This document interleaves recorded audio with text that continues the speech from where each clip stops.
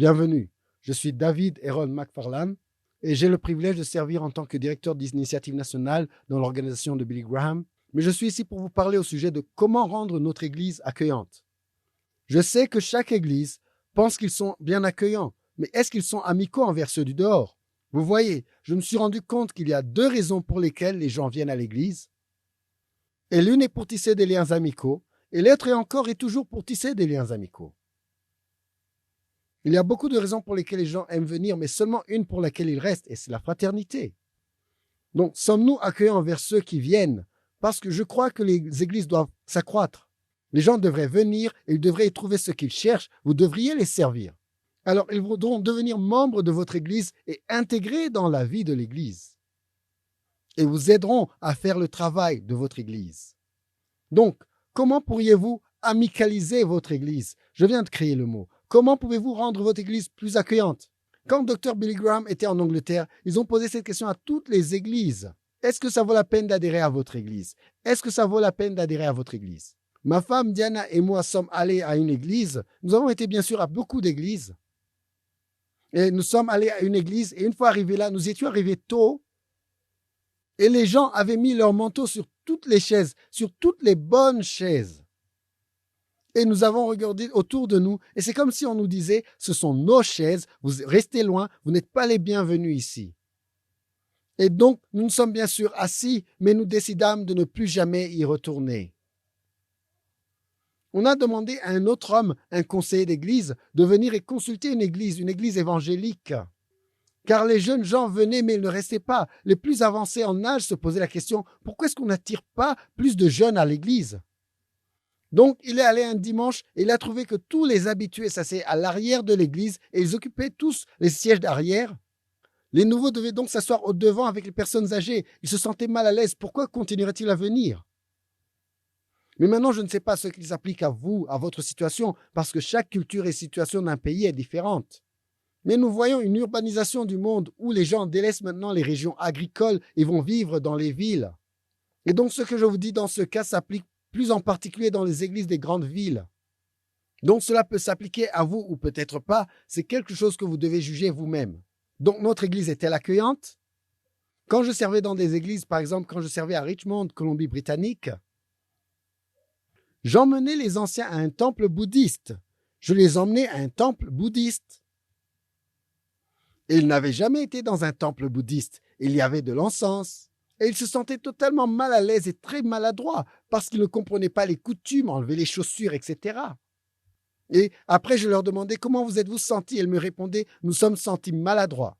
Je leur disais alors, c'est ainsi que les gens se sentent quand ils viennent dans nos églises pour la première fois. Que devrions-nous donc faire afin de pouvoir aider et expliquer les gens, afin que quand l'évangile est prêché, ils soient prêts à écouter la bonne nouvelle et puissent y répondre? Je voyage avec ma femme Diane et elle m'accompagne souvent. Je tiens des conférences, des conventions et parle dans les églises. Environ 200 fois par année, je suis dans différentes églises comme orateur. Et donc, ma femme m'accompagne quelquefois et personne ne sait quelle est la femme de l'orateur. Et elle s'assied parmi l'auditoire durant le service pendant que je monte pour prêcher. Et la plupart des fois, personne ne lui parle, il ne s'assied pas avec elle, il la laisse là toute seule. Et ma femme est une belle dame et très gentille. Mais parce qu'aucun contact n'a été établi avec elle, c'est comme si on lui disait, tu sais quoi, nous ne voulons pas que tu reviennes ici. Alors, prenons le temps d'observer un passage que j'utilise souvent, Lévitique 19, verset 33, il est écrit, « Si un étranger vient séjourner avec vous dans votre pays, vous ne l'opprimerez pas. Vous traiterez l'étranger en séjour parmi vous comme un indigène du milieu de vous. Vous l'aimerez comme vous-même, car vous avez été étranger dans le pays d'Égypte. Je suis l'Éternel, votre Dieu. » Le sens du mot étranger signifie quelqu'un du dehors. Nous avons été une fois ceux du dehors. Et comment intégrons-nous les gens? Comment est-ce que nous les aimons? Comment est-ce que nous les respectons? Comment est-ce que nous les approchons? Dans Galates 6, verset 10, il est écrit, « Ainsi donc, pendant que nous avons l'occasion, pratiquons le bien envers tous. » Comment pouvons-nous faire du bien aux nouvelles personnes qui viennent à l'église? Comment est-ce que nous pouvons les aider à s'intégrer? Dans 1 Pierre 4, 9, il est écrit « Exercez l'hospitalité les uns envers les autres, sans murmure. » Donc, nous devons apprendre à être hospitaliers. D'accord? Maintenant, qui vient à votre église? Bon, j'imagine que les gens qui viennent à votre église sont des gens qui peut-être ont été invités par un ami et donc ils viennent. Ou peut-être qu'ils traversent un moment de besoin spirituel dans leur vie et ils n'avaient jamais été à votre église auparavant ou à une église. Et ils viennent apeurés, mais ils viennent parce qu'ils ont besoin et ils espèrent que vous les approcherez. Il y en a beaucoup qui ont eu un accrochage avec des chrétiens dans le passé, où ils ont cru les médias ou ce que les autres religions disent à notre sujet. Et donc, ils viennent parce qu'ils sont désespérés, mais quand ils viennent, ils ne s'attendent pas à ce qu'on soit agréable et amical envers eux. Donc, quand nous ne sommes pas gentils, quand nous ne sommes pas accueillants, ils s'éloignent en se disant « je n'y retournerai plus ». Ils sont aussi mauvais qu'on me l'avait dit. Alors, comment pourrions-nous être le Jésus à la porte de notre Église? Comment pourrions-nous aimer les gens et les accueillir de telle sorte qu'ils aient l'envie de revenir? Comment pourrions-nous faire cela? Bien, laissez-moi vous dire certaines choses qui effraient les gens et qui les tiennent éloignés. Nous sommes allés à une église, ma femme et moi. Nous étions en vacances. Je ne prêchais pas ce dimanche. Et nous étions là, assis dans une petite église. Les seuls sièges qui restaient étaient ceux de devant. Nous étions heureux de nous asseoir là. Puis il semblait que le service commençait. Il jouait une sorte de musique. Diana et moi étions assis là, mais il ne se passait rien. Nous étions étonnés, puis nous regardions tout autour. Il y avait des gens plus âgés qui étaient assis là. Ils nous regardaient. Nous avons regardé en arrière et tout le monde nous observait. Et une dame faisait ce geste. Je pensais qu'elle voulait dire « sortez ». Finalement, j'ai compris car quelqu'un est venu me dire qu'ils avaient la Sainte Seine au début du culte chaque dimanche apparemment. Et donc ceux qui étaient assis au devant devaient se lever en premier pour prendre la communion et donc tout le monde attendait que nous y allions premièrement. Mais personne ne nous avait informés. Nous étions mal à l'aise, nous étions embarrassés et nous n'y sommes jamais retournés. Alors, quelles sont les choses que nous faisons et que si nous les expliquions simplement, ça aiderait les gens à se sentir plus confortables et à l'aise avec nos pratiques? Quand mon église, la première église que j'ai servie, était encore très très petite, et à propos, j'ai trouvé que plus l'église sera petite, moins accueillante sera-t-elle. Et comme je l'ai déjà dit, chaque église pense qu'elle est accueillante, mais êtes-vous vraiment accueillant envers ces gens que Dieu vous amène? C'est la question clé. Et donc, un couple est venu accompagné de 2 petits-enfants à l'église. Ils sont arrivés tôt. Souvent, les nouveaux arrivent tôt. Ils ne savent pas où l'église se situe. Ils ne savent pas combien de temps ça va prendre pour y arriver. Et souvent, pas toujours bien sûr, ils viennent tôt. L'église était un bâtiment qui pouvait asseoir approximativement 250 personnes. Mais l'église avait seulement environ 12 à 14 personnes chaque dimanche. Donc, ce nouveau couple est venu. Il n'y avait personne pour les accueillir. Ils ont marché à l'intérieur du sanctuaire. Ils sont descendus à l'intérieur du sanctuaire vide et se sont assis sur un banc dans un bâtiment vide. Une vieille dame nommée Fern, qui était membre de l'église, parlait à son amie et ne tenant pas compte de l'entrée des nouveaux gens, elle les a vus s'asseoir. Elle est descendue l'allée. Le couple s'est levé, s'est tourné vers elle pensant qu'elle dirait « J'aimerais vous aider, bienvenue, j'aimerais vous aider à trouver la crèche » ou encore « Nous sommes heureux que vous soyez ici ». Au lieu de cela, Fern leur dit « Pourriez-vous vous déplacer? Vous avez pris ma place. »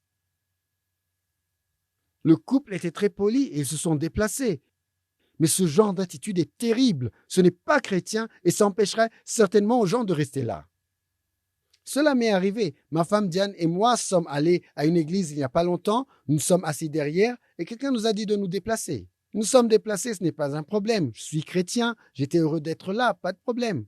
Mais pour les nouvelles personnes qui cherchent Dieu, qui ne connaissent pas Christ, ce sera assez pour les décourager. Nous ne pouvons pas nous permettre de faire cela. Nous devons apprendre à rendre aimables nos églises au point de marquer la différence. Donc, une des choses que nous devons faire est nous assurer que quand nous annonçons quelque chose, cette chose doit être bien expliquée. Une chose que les petites églises font souvent, elles organisent un pique-nique chaque samedi. Si vous voulez participer au pique-nique, contactez John Champion. Si vous ne connaissez pas qui est John Champion et que vous êtes nouveau, pourquoi le feriez-vous? Vous n'irez pas participer et vous allez vous sentir mis de côté et exclu. Et vous êtes exclu. Vous n'irez pas au pique-nique.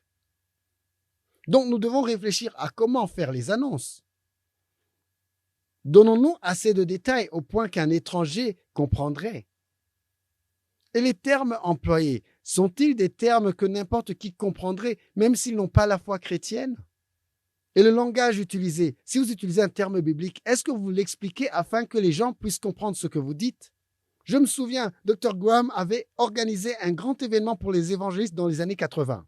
Et un des orateurs à cette conférence était un homme qui était un professeur d'université très talentueux. Il a parlé son message avec de grands et longs mots compliqués, très théologiques dans le contenu. Après, un petit pasteur africain est allé vers lui, un petit pasteur qui aimait le Seigneur et qui avait implanté probablement une centaine d'églises, un pasteur très efficace. Le petit homme est allé vers le professeur et a dit « Je tiens à vous remercier infiniment.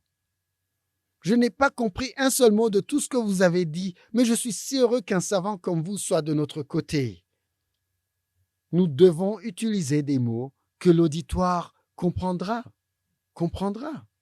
Et les choses simples comme quand vous allez prier, dites simplement « Maintenant nous allons prier, fermons nos yeux et inclinons nos têtes. » Au lieu de faire comme j'ai vu faire dans certaines églises, peut-être pas la vôtre, où les gens sont en pleine phrase et ils disent « Et donc, c'est Seigneur, nous prions. » Et au moment où ils inclinent leur tête et prient, nous qui connaissons Christ, comprenons ce qu'ils font. Ils prient. Mais la personne qui n'a pas la foi chrétienne et est debout là, soudainement voit tout le monde incliner leur tête, et alors elle se sent comme un intrus. Un simple petit détail comme annoncer simplement « je vais clôturer en priant » signifie que vous êtes attentif. Et cela peut faire la différence entre le fait que les gens restent ou partent. Croyez-moi sur parole, ce que j'ai dit est vrai. Et si vous expliquez un passage de la Bible et que vous dites « vous connaissez tous l'histoire de Jonas », pourquoi quelqu'un qui n'est pas d'origine chrétienne devrait connaître l'histoire de Jonas? Vous devriez dire « il y a une histoire de Jonas dans la Bible » et vous expliquer rapidement l'histoire. Autrement, vous seriez en train d'exclure une partie de votre audience et pensez-vous qu'ils vont revenir? Non, probablement ils n'ont pas compris, ils ne reviendront pas. Ou chanter un chant et dire « bien, nous n'avons pas les textes affichés en haut sur l'écran, mais tout le monde connaît ce chant. » Eh bien, tout le monde ne connaît pas votre chant. Et quand vous dites cela, vous excluez certaines personnes. Donc, nous devons être prudents, sinon nous paraissons être d'une autre époque. Mon papa disait souvent, il n'était pas croyant, et il disait « quand la fin du monde arrivera, j'aimerais être dans l'église, parce que tout ce qui se passe dans le monde arrive dans l'église 20 années plus tard. » Donc nous devons nous assurer que tout ce que nous faisons soit pertinent avec la culture que nous essayons d'atteindre, quel que soit le lieu. Nous ne voulons pas faire de notre église un endroit où les gens sentent qu'ils ne peuvent pas trouver leur place. Mahatma Gandhi, le grand leader indien, a dit ceci en s'adressant à quelques missionnaires. « Vous y mettez beaucoup d'efforts, mais rappelez-vous que la rose n'invite jamais personne à la sentir.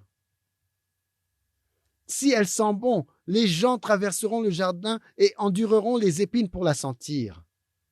Notre église doit être une place de communauté, d'amour et d'acceptation, afin que les gens viennent et y trouvent la présence de Dieu et soient attirés parce que les chrétiens sont attentifs, fervents et dévots, compatissants envers un monde brisé et souffrant. Maintenant, il y a 3 groupes d'individus dans une église. Il y a ceux qui s'engagent. Ceux-là sont des gens qui commencent à connaître l'église. Et si vous êtes accueillant et gentil avec eux, ils continueront à venir et revenir. Et en revenant plusieurs fois, ils deviendront des habitués. Il y a un deuxième groupe, le groupe des réguliers, celui de ceux qui viennent régulièrement. Ensuite, vous avez le groupe de ceux qui ne s'engagent pas. C'est le 3e groupe. Donc, vous avez le groupe de ceux qui s'engagent, les participants réguliers, ce groupe inclut les leaders, etc. Et ensuite, vous avez un groupe de ceux qui ne s'engagent pas, lequel je n'aime pas beaucoup. Et j'ai passé la plus grande partie de mon ministère à essayer de corriger ce défaut commun à la plupart des églises. Chaque église que j'ai dirigée, j'ai travaillé vraiment dur à fermer la porte de derrière. Laissez-moi vous dire encore ce que je dis souvent. Il y a beaucoup de raisons pour lesquelles quelqu'un peut venir à l'église, mais seulement une pour laquelle il va rester, ce sont les relations. Comment aidez-vous les gens à s'associer aux autres? Les choses sont simples, aussi simples que dire au protocole qu'au lieu de simplement montrer aux gens leur siège, ou pire encore, juste leur donner les dépliants, ce qui est insensé. S'ils voient un nouveau couple, ils devraient le présenter à un autre couple de même âge et leur proposer de s'asseoir ensemble. Et s'assurer qu'il y a eu présentation afin que les nouveaux connaissent quelqu'un dans l'auditoire. Il s'agit de relations. Alors, il y a 2 concepts clés. 2 concepts clés pour garder les gens à l'église. Premièrement, les premières impressions. Et deuxièmement, ce sont les relations. Alors, nous avons les premières impressions et les relations, d'accord? Les premières impressions sont les impressions qui durent et les relations sont la raison pour laquelle les gens restent. Alors, prenons un moment pour analyser les premières impressions. Avant tout, nous avons l'image de l'Église. L'image de l'église commence avec un site web. Si vous avez un site web, votre site web est-il pertinent? Avez-vous des photos du bâtiment de votre église? Ou plus important encore, avez-vous des photos des gens qu'ils vont rencontrer? Oui, afin qu'ils aient une idée de ce que vous avez à offrir. Êtes-vous sur Facebook? Êtes-vous sur Twitter? Peut-être cela ne s'applique pas à vous, mais je vous fais penser que si vous aviez un site web, est-ce que c'est un bon site web? Deuxièmement, le bâtiment en soi. Est-il joli? Est-il proprement entretenu? Croyez-le ou pas, les gens qui voient un bâtiment qui n'est pas entretenu penseront, s'ils ne prennent pas soin de leur bâtiment, ils ne prendront pas soin de moi non plus. Alors, est-il joli? Il n'a pas besoin d'être extravagant, mais est-il propre? Est-il entretenu? C'est ainsi que ça se passe. Et ensuite, quelle est votre réputation dans votre voisinage? Je partageais l'évangile à une voisine qui est d'une autre dénomination différente de la mienne. Il m'est arrivé de mentionner une église évangélique. Et elle a dit, oh oui, tout le monde connaît cette église. Elle chasse tous ses pasteurs hors de la ville. Et je n'ai rien pu dire parce qu'elle avait raison. Probablement l'information circulait que c'était une église qui traite ses pasteurs terriblement. C'est ainsi que la communauté voit cette église. Les gens ne voudront pas aller à une église qui fait ce genre de choses. Honnêtement, moi non plus. Donc, quelle est votre image dans la communauté? Il y avait une église au Canada qui a décidé de changer son image. Ils ont acheté des petits pots de fleurs. Ils ont distribué les pots de fleurs à toutes les maisons sur leur bloc. Quand le pasteur est venu dimanche, ils avaient donné 14 petits pots de fleurs. Quand il est revenu dimanche, 13 des pots avaient été retournés à la porte de l'église. Et c'était marqué, vous ne pouvez pas nous acheter pour si peu. Il est évident que l'église n'était pas bien aimée dans la communauté. Alors, les premières impressions, quelle est l'image de votre église? Ensuite, le bâtiment en soi. Encore, si vous avez une pelouse, est-ce que vous l'entretenez? Peut-être avez-vous été à un restaurant qui a une toilette sale. Qu'est-ce que cela vous dit au sujet du restaurant? Retourneriez-vous à un tel restaurant? Ou si vous aviez des enfants et vous les avez emmenés à la crèche de l'église et celle-ci était dégoûtante et les jouets n'avaient pas été nettoyés ou lavés. Particulièrement maintenant quand dans tant de pays on a des enfants un peu plus tard dans la vie et les enfants sont vraiment importants. Donc j'essaie de vous faire réfléchir. Tout ce que je fais, c'est de vous faire réfléchir. Quelles sont les choses que vous offrez qui inciteraient les gens à revenir? Et donc numéro 1, nous avons l'image et numéro 2, nous avons le bâtiment en soi. Numéro 3, y a-t-il des panneaux? Quand les gens qui viennent ne savent pas où se trouvent les toilettes, si vous avez un grand bâtiment où les toilettes sont dehors, y a-t-il des panneaux afin qu'ils puissent voir les signes? La plupart des gens qui viennent à l'église ne vont pas nécessairement demander. Après tout, ils vont se sentir mal à l'aise déjà qu'ils sont là pour quelques raisons spirituelles. Ils ne comprennent pas la culture, ils sont peut-être en train d'essayer la foi chrétienne. Nous avons besoin de faire un effort et d'être aussi gentils au point de mettre les gens le plus confortable possible. Et peut-être aussi pour le parking. Encore une fois, cela peut ne pas s'appliquer à ton église. Peut-être les gens viennent à pied à votre église ou prennent un transport public. Mais si vous avez un parking, vous savez, j'ai eu des églises qui sont devenues trop grandes pour notre parking. En fait, chaque église que j'ai dirigée est devenue trop grande pour notre parking. Et nous avons maintenant grandi, chaque église que j'ai démarré a grandi au point de faire plusieurs services. Donc nous devions être très prudents parce que les voitures viennent et elles partent. Et nous devions nous assurer qu'elles étaient capables d'entrer et de sortir, et donc nous avions du personnel chargé de s'assurer que ces gens pourraient venir facilement à l'église. Et c'est de cela qu'on est en train de parler. Ma femme Diane et moi, pour votre information, étions à une église l'autre jour seulement, dans les 2 dernières semaines, et nous ont très bien traités. Arrivés à l'église, les gens dans le couloir nous ont immédiatement salués et bien accueillis. Ils se tenaient à nos côtés et nous parlaient. Ils cherchaient à nous connaître avec notre famille. Ils posaient des questions.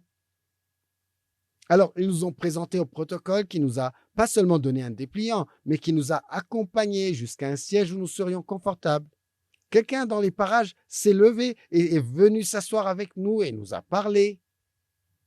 Et j'ai remarqué que cette église avait assigné des sections de l'église aux leaders. Et le leader devait identifier les nouveaux et venir leur parler. Et c'est ce qu'ils ont fait pour nous. Une fois, une journaliste m'a téléphoné et elle m'a dit « J'aimerais qu'on parle d'églises qui sont accueillantes et qui construisent de bonnes relations. » Donc je leur ai donné le nom de la plus grande église au Canada, qui est une église où j'ai prêché. appelée Center Street.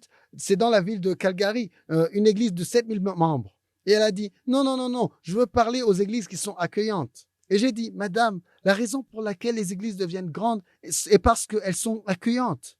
Quand vous voyez une grande église, vraisemblablement, elle est grande parce qu'il y a des relations. Ils auront de petits groupes. Ils feront en sorte d'être en relation l'un avec l'autre. Donc nous avons des choses comme le parking, puis nous avons les relations. Je vais m'attarder ici si ça ne vous dérange pas. Un homme nommé Paul Sorensen de l'église Community Church of Joy a dit ceci. 30% des visiteurs qui viennent pour la première fois et qui reçoivent un appel du pasteur dans les 2 jours reviendront le dimanche prochain.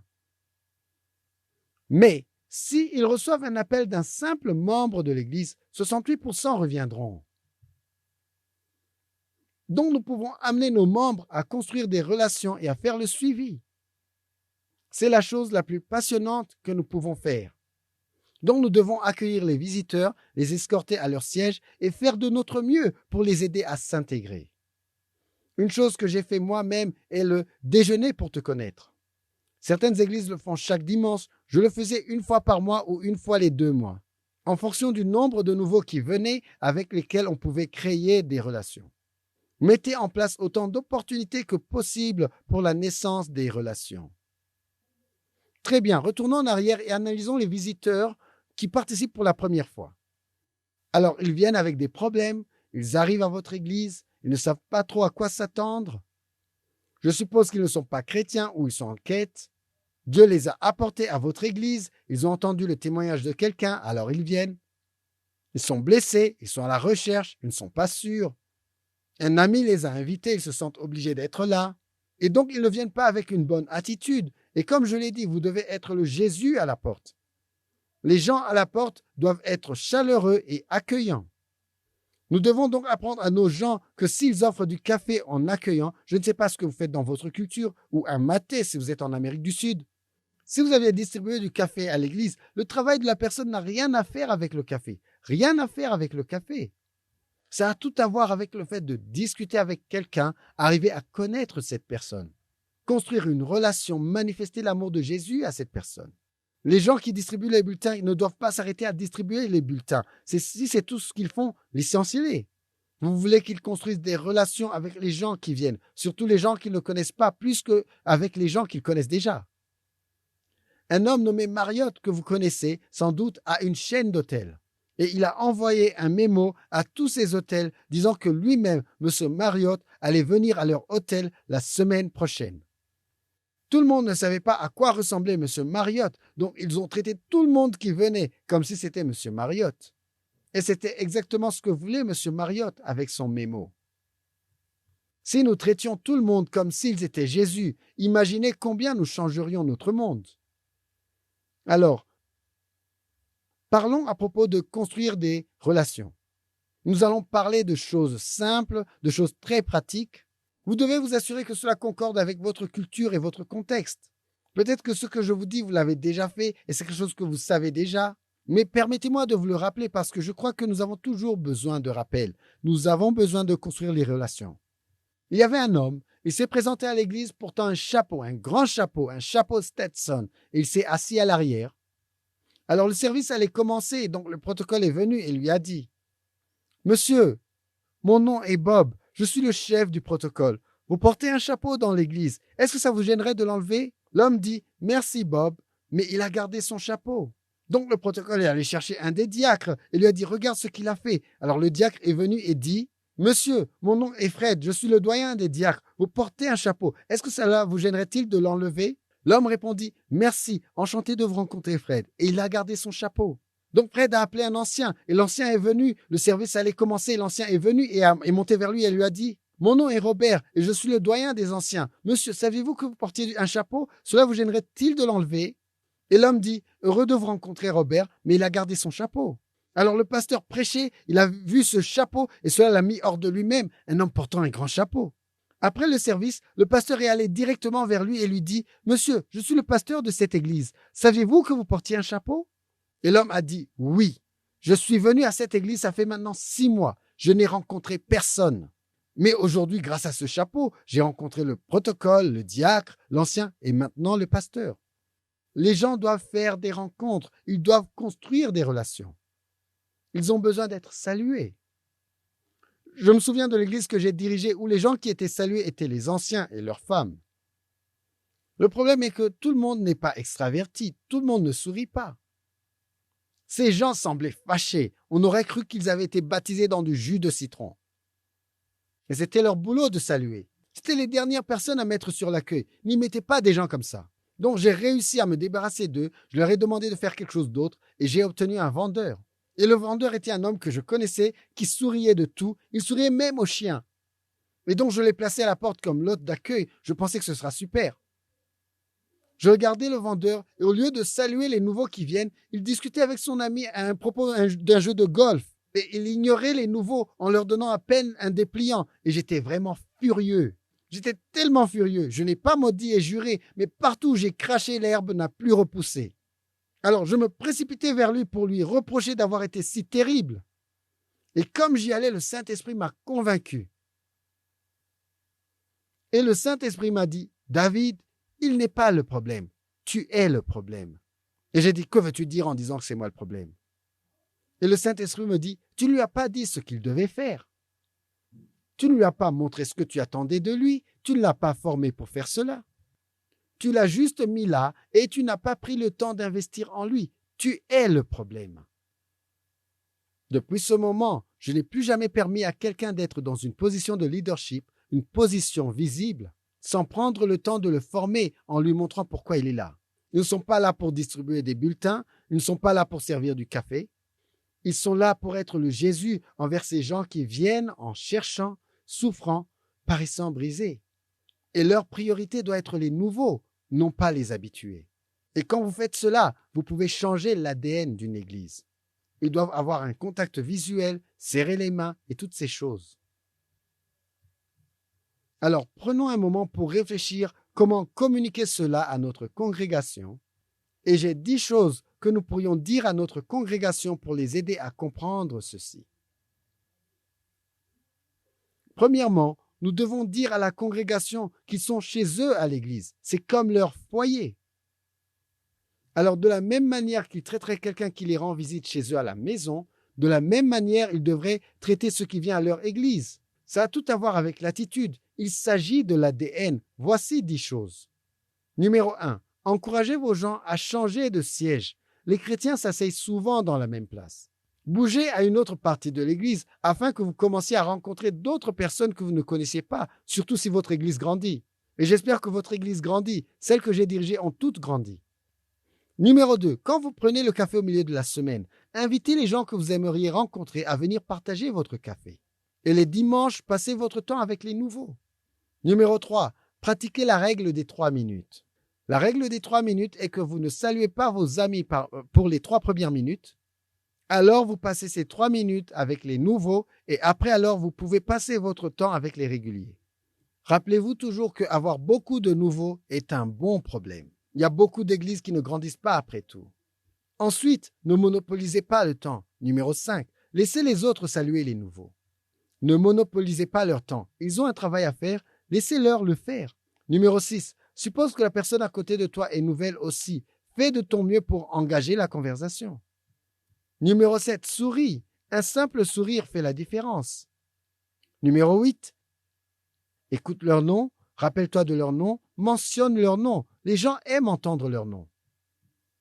Numéro 9. Si tu as besoin de parler à un pasteur, ne le fais pas un dimanche. Appelle-le durant la semaine.